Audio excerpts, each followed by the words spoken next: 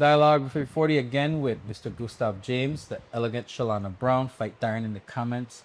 At the beautiful Featherleaf Inn in our Ocean View side house. You got to come see it. The place is magical. So, Mr. James, we want to get into the economy. And in this segment, we're talking about you in the driver's seat now. So this is no longer philosophy. This is rubber meets the road. I'm going to let my trickle-down guy hit us off with some economics. Trickle-down economics. That is my favorite term. But I wanted to know, what do you believe the Virgin Islands economic is currently? And if you had the influence as being governor, where would you take it? Or do you want to continue the same road? No, the place it is right now is on tourism. I think that the economy of the Virgin Islands turns on tourism right now. I don't think that is where we should put all of our eggs. I feel like we can do other things other than just tourism, because the best attraction in a place is when the people in that place are living a good life. So you can't really create a wonderful tourist environment unless your people are having a good life as well. And so I feel like we economically should enhance our tourism, yes. And we should make sure that we have more facilities like this one that we're sitting in right now, because these things do bring money from outside, and this is what I call new dollars. Whenever somebody comes to stay in a hotel, they bring in new dollars. That's why I don't have any objection to giving hotels and guest houses tax benefits, because of the fact that people who come here are bringing new dollars. But there's also the aspect of food. Yes. We need to feed the people. We need to feed ourselves. That's an economic opportunity.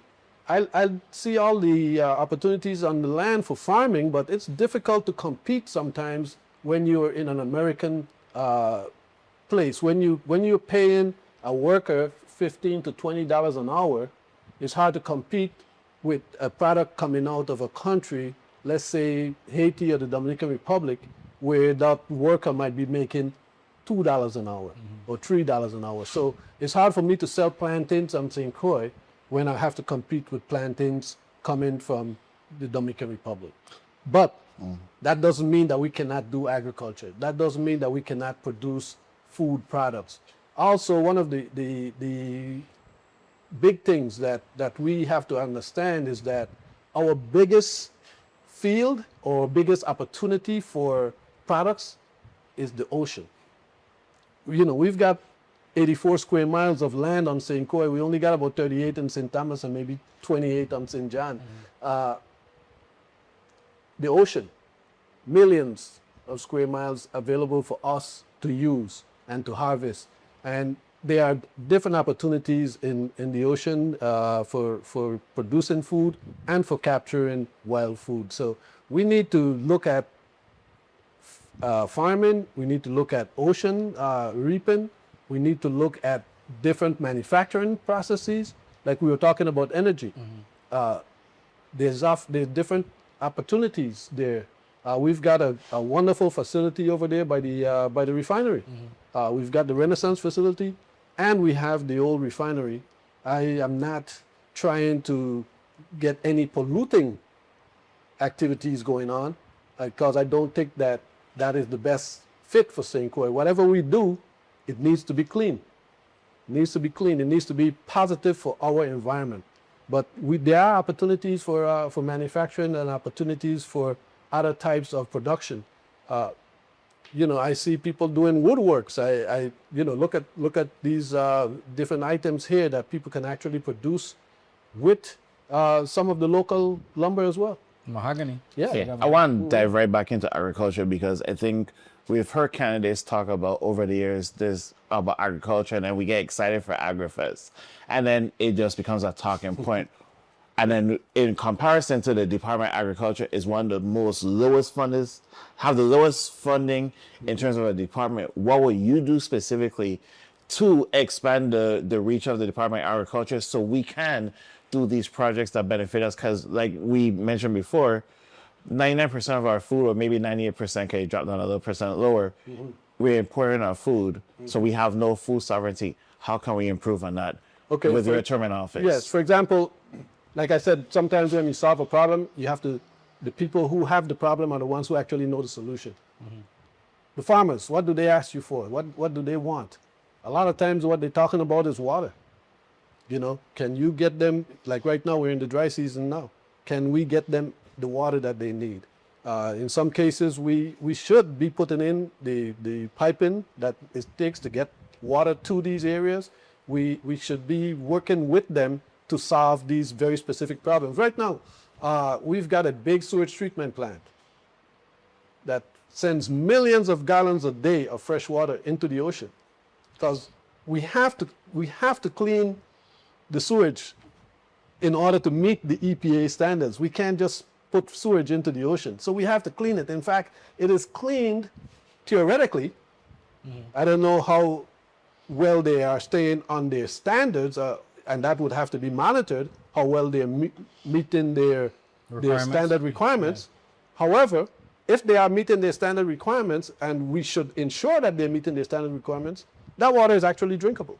So we need to use that water for agriculture. We don't need to send all of that water back into the ocean. In fact, one way to just to put that water in a pond, and it's not something that you can just do without studies, of course. You have to know where to put the pond. You have to know how to do the liner, whether you line it or not. You have to know how much you want to go into the aquifer, how much of it you want to keep away from the aquifer.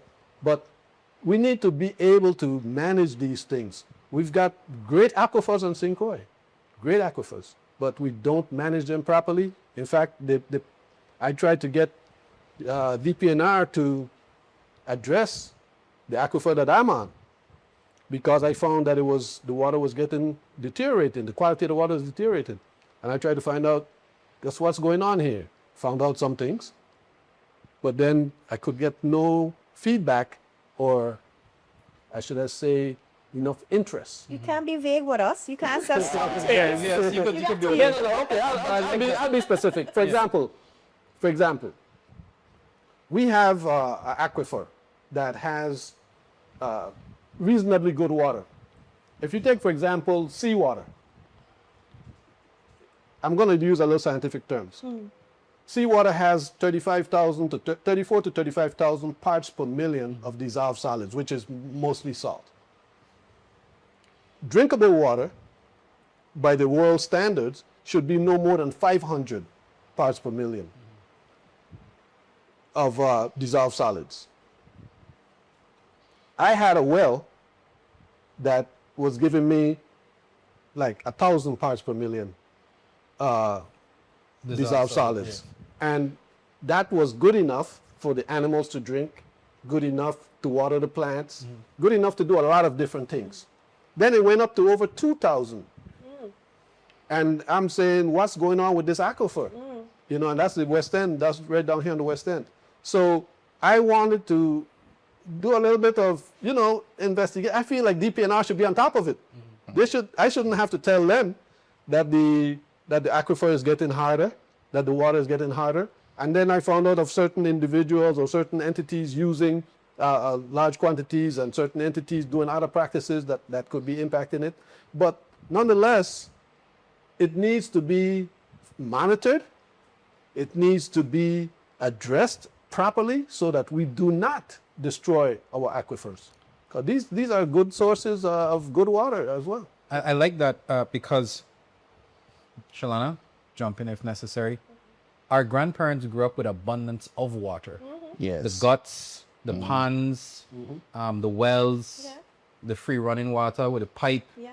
And these are things that in a drought-ridden territory for the last, 10 years, these are things that if our natural balance was in sync, we would have access. Yes. So seeing that as a possible solution, something that you're looking at, that gives me a little bit of hope that there are other solutions to the problems instead of just desal, which is energy intensive. You still have to deal with the salt, and then you still have to deal with corroding and a very antiquated infrastructure. They've been making changes over the last 10 years. They've done some things that are not Yeah. fully solving the problem. You know, the desalination process that they use is reverse osmosis, which has its limitations.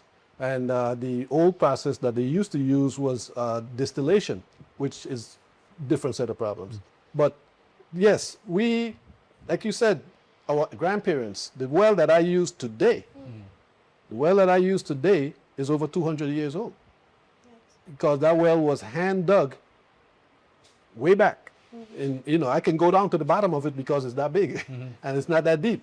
So we have a old system. This place has been farmed extensively for over 200 years. And so we've got a system that was able to provide us with enough water in the past, and it can still provide us with enough water today. In fact, the last couple of years, we've had pretty good rainfall. Yeah, the island is. Yeah, we've had good rainfall. green. Yeah, we've had good rainfall the last couple of years, but still, I find that the aquifer is still not back to the level of dissolved solids that I think it should be, and I would like some scientific engagement. We've got scientists involved in it. I know a young man over at UVI that's trying to work on it, but I don't see the focus and the interest from the department that is supposed to be responsible for it. So we're going to pivot now because unfortunately time is running again. So Chalana, I know human development, education, these are some things that are close to your heart. Yeah. Well, I want to talk about what you spoke about before. Long when the show had just begun, Richard was really engaged in trying to get our products. And since you come from a large agricultural field with your personal family, like how do you see policies growing? Because you talked about, yes, we have to have sustainability for ourselves, but also as a business market for the Caribbean archipelago. How or in which ways are you seeing that we're able to get past some of the infrastructure, the framework of being under a U.S. possessionship, right? To be able to export some of our goods. Have you had a plan for that? Because I know there's very strict parameters on what we can and cannot do with our products. Right. In terms of exporting to the United States, of course, Or there's to the wider or to Caribbean. the wider Caribbean. Yes, there are limitations, and a lot of those limitations have to do with protecting the environment from like different organisms coming from one zone to the next. But we as a people in the Caribbean, I think that we can do more in terms of the Virgin Islands being a Caribbean entity. And one of the things that we need to recognize in the Virgin Islands that I think is overlooked a lot. The Virgin Islands is not inside of the United States Customs Zone. Puerto Rico is inside of the United States Customs Zone. The Virgin Islands is not. And that, I look at that as an opportunity.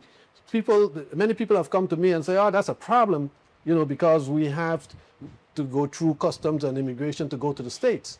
Whereas in Puerto Rico, you don't really have to go through customs and immigration to go to the States. You should be able to just jump on a plane and go to the States in Puerto Rico the same way you go from Miami to New York. But they sometimes have some other issues with the Puerto Ricans, right?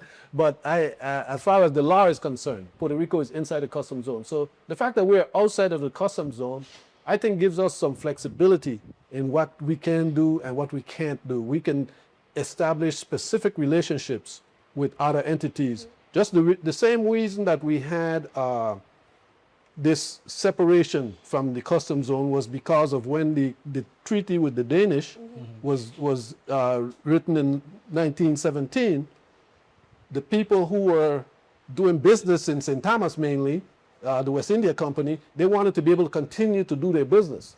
And so the Virgin Islands was established as having a separate arrangement between customs and immigration. And it also impacts us now with the Jones Act in terms of ships being able to use crews from different parts of the world.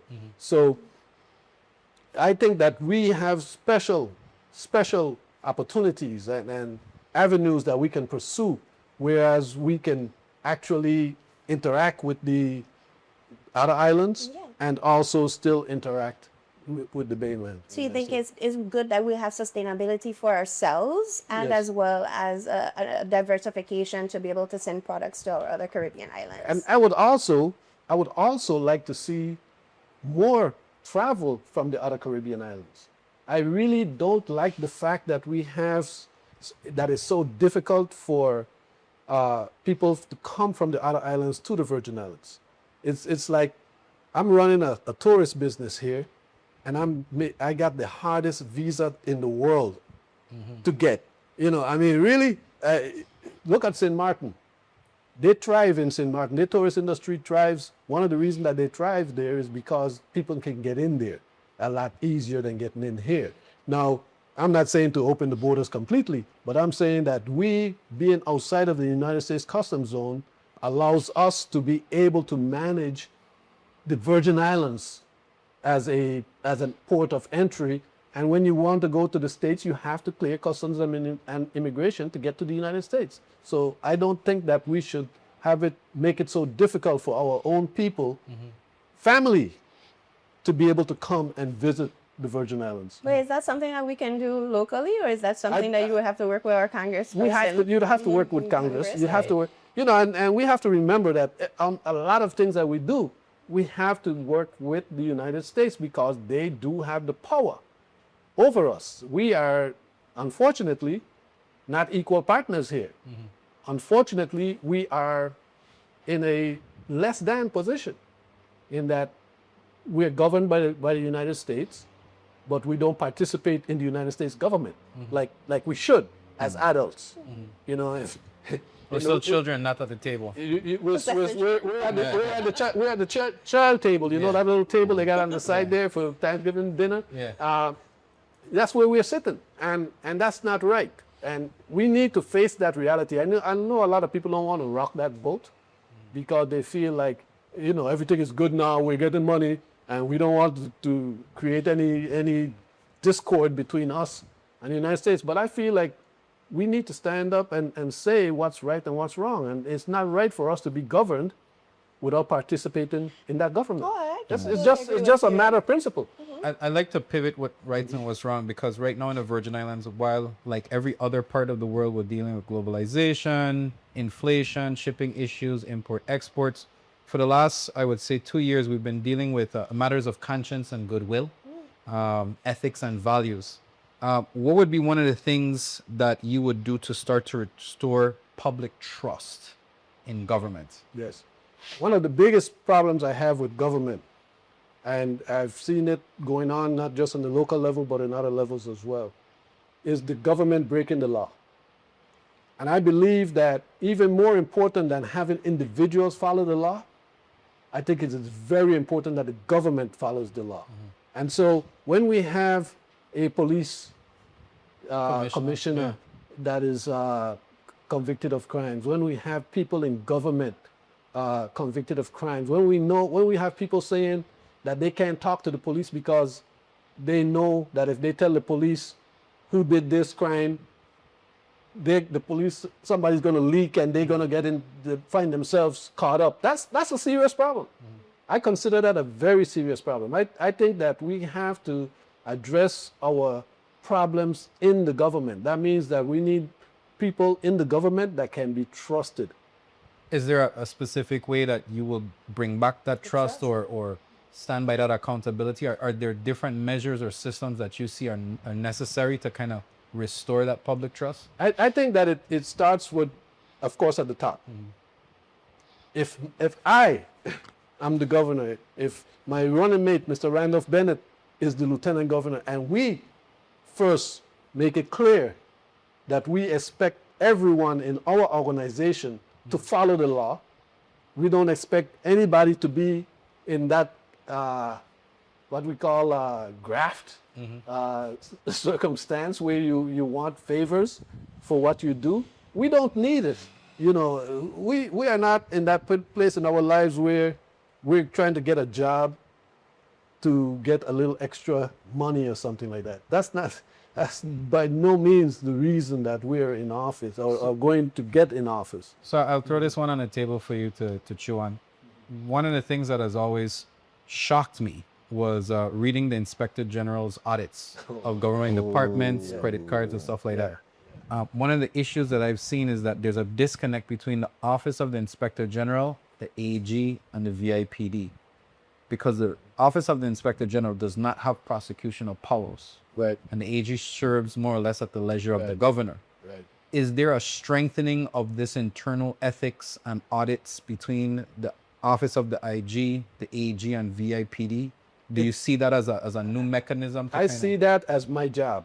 Okay. I see that as my job. I mean, if you have a inspector general bring you a report and drop it in front of you, and you don't act on, and I've seen those reports you're talking about. Yeah, credit cards getting spent. I mean, people I've having seen them, and honeymoons. when in private sector, which I've spent, all but 2.5 years of my life, I've been in the private sector. In the private sector, you can't get away with that. You cannot do that in the private sector because it's somebody is the owner of that company or some, board of directors or whatever. You have to address those things. And if I'm the governor, those things have to be addressed. So when that inspector general brings out a report, no, we're going to follow up on that report. There's going to be questions. There's going to be required answers. There's going to be people held to account. That's the only way you can change this system. So I wanted to further ask the question because I think in that whole triangle, there's this consolidation of power, right? So would you support, even if you can't do it constitutionally, the independence of the AG office, even if that means you lose power within your administration? I would definitely support the AG's office being an independent acting board organization. I really think that as a governor, I get to maybe recommend or select an AG. But once I've done that, that AG is not supposed to be coming to me to get orders. Now, for example, if I get a report from the Inspector General and I don't see any action happening, I might call the AG. And I said, did you read this report that I read? I would ask that question and try to make sure that AG is following up on some things, but it's not, the AG should not be beholden to the governor or working for the governor in that sense of just direct report. In the Virgin Islands, we have a situation where the governor's position is the colonial governor's position. Oh. And I'm going to say it straight up. Into the right lady. I'm going to say it straight up. We, until 1970, our governor was appointed. Okay? And the people who designed this structure, they got to appoint this governor. They also put all of the power in this governor's hands. Now in 1970, when it was decided that we can elect our own governor, they didn't change the power structure. The power is still in the hands of that position.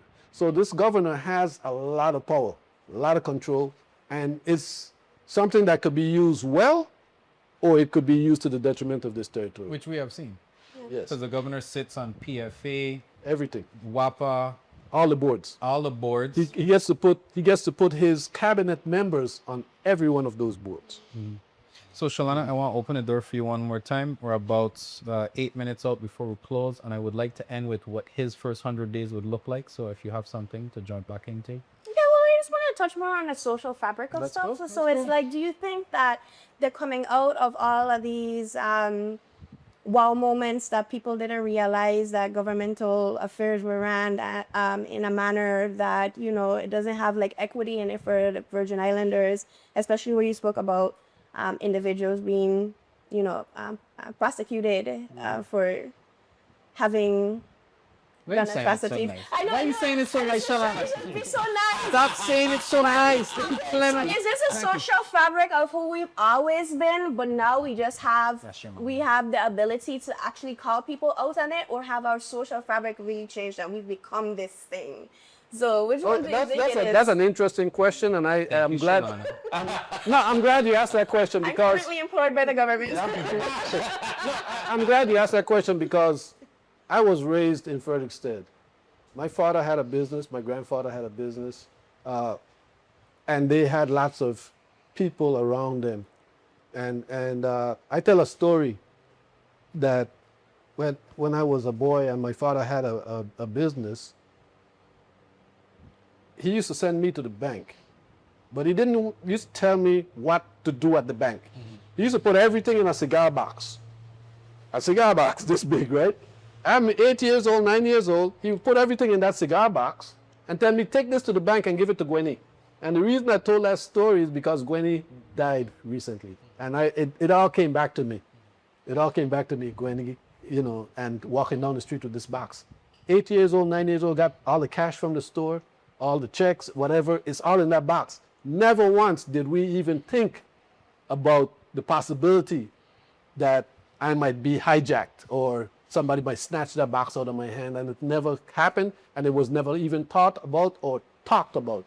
It just never happened. So, and being raised by my parents, and my father was a man that used cliches a lot. He raised me with cliches. Honesty is the best policy. Be a man of your word. Be a man of integrity. That's how my father was. My mother was a little bit different. She was more of a strict disciplinarian type person. But that's the way the people felt. People really believed that when we were growing up, that your word was your bond. People really believed that they were supposed to be able to leave the door open and nobody would take anything from it. And it actually was like that. So no, we were not that what you're seeing today. We were not that. We're becoming that.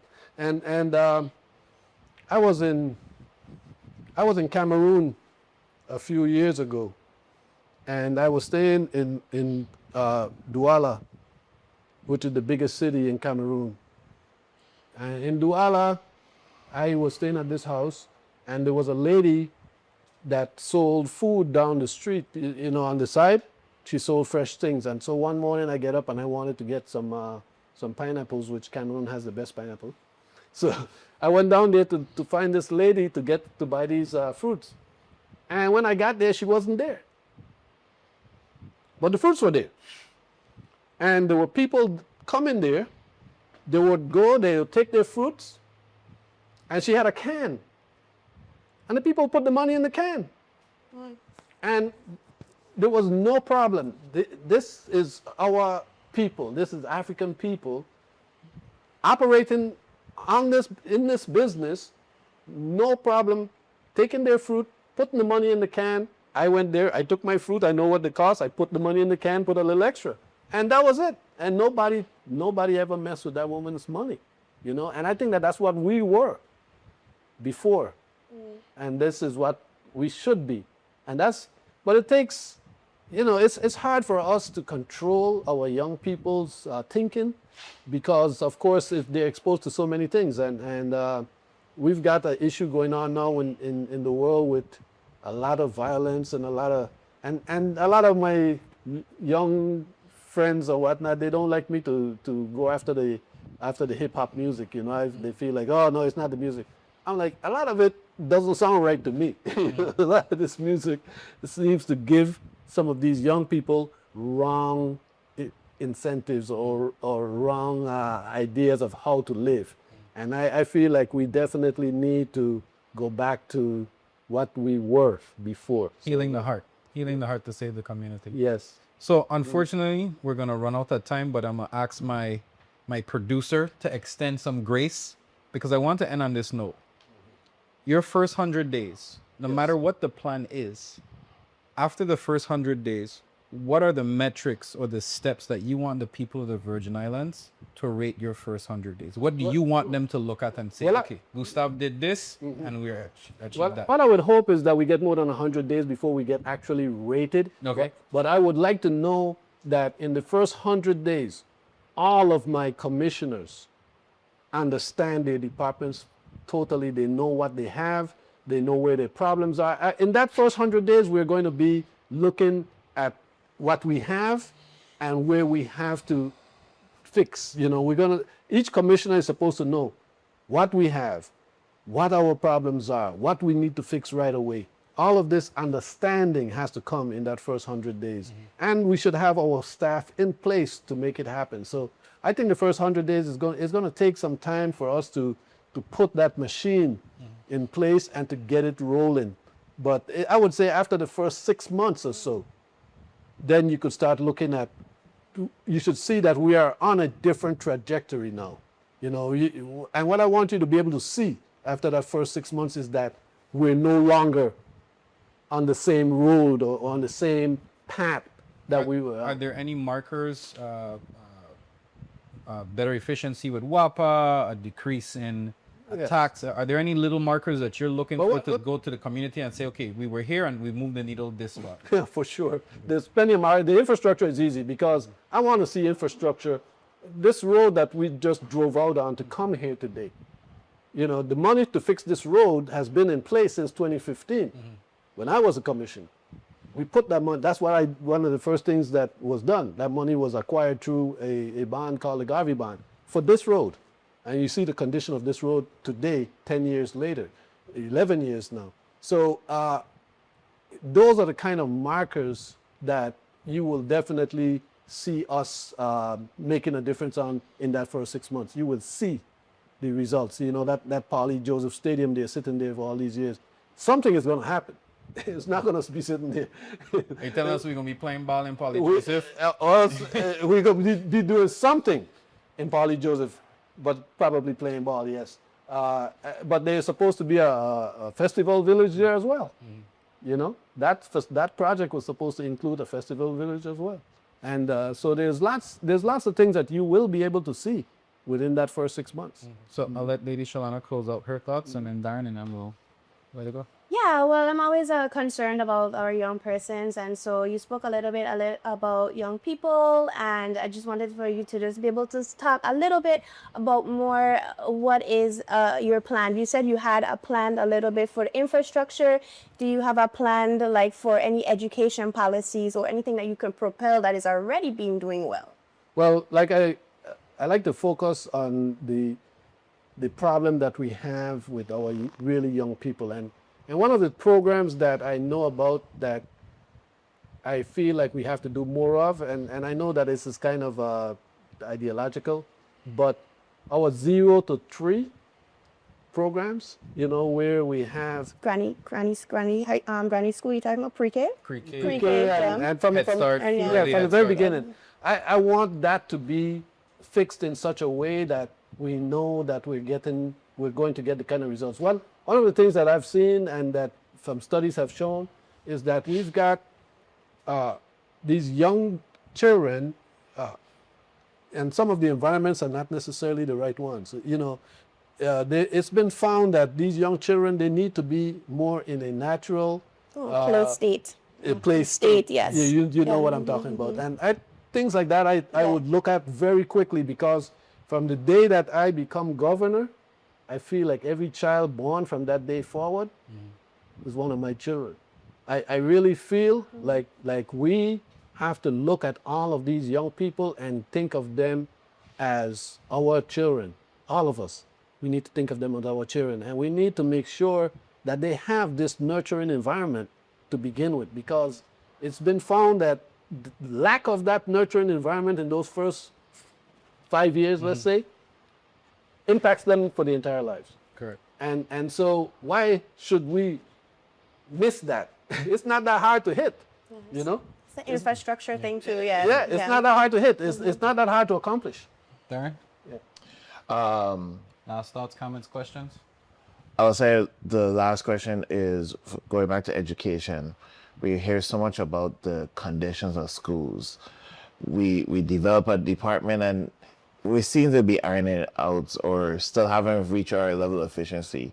What would you do as governor to, one, deal with the actual foundation of schools and how we can maintain it? Because we put up properties and building and stuff, but we seem to have a maintenance issue. What would you do as governor to change that? Well, I have to admit that some of these projects that we're working on now, I think are not exactly the best for our community, in the sense that we're building $200 million schools. And I would have preferred to see more smaller schools than big, gigantic $200 million schools. I would have liked to see, you know, a couple, maybe $10 million schools around the territory that would focus more on a smaller group. But what it is what it is. So if I go into office and there's a $200 million school, then we will have to use that at least to begin with. And we have to deal with the fact that the results are always the result of what we put in. What you get out is based on what you put in. And if we have our young people dropping out of school, that's something that I plan to focus on immediately. I don't want to have dropouts on the streets. No, you're gonna have programs for them. If they're not able to read and write properly, they're gonna have to do some tutoring. You know, we're gonna have some training, and that training is gonna be part of their job. But I had to deal with that at the refinery one time when I had to get the workers to pass a basic skills test because it was a legal requirement. And we had to give them tutors, some of those workers tutors, but it worked, you know, and you give them the tutors, but you also give them the job. Because if you're not contributing enough to keep them alive and well, if they can't pay the bills, it's a problem. Yeah. So one of the ways that you keep people functioning properly is to maintain them. Idle hands. Yeah. Progress. Yeah, maintain Create it. idle hands, and it creates a whole source of problems. So, Mr. James, I just want to say thank you for your time. Chalana, Daren, thank you for being on my left, on my right. For the voting community, this is Gustav James. You'll get to see more of him as the year continues. Please ask him questions, stop him on the side of the road, you know, badger him. He's there for your questioning. And we're going to continue to have these conversations with other candidates throughout the year. This is Dialogue 340. Thanks for watching.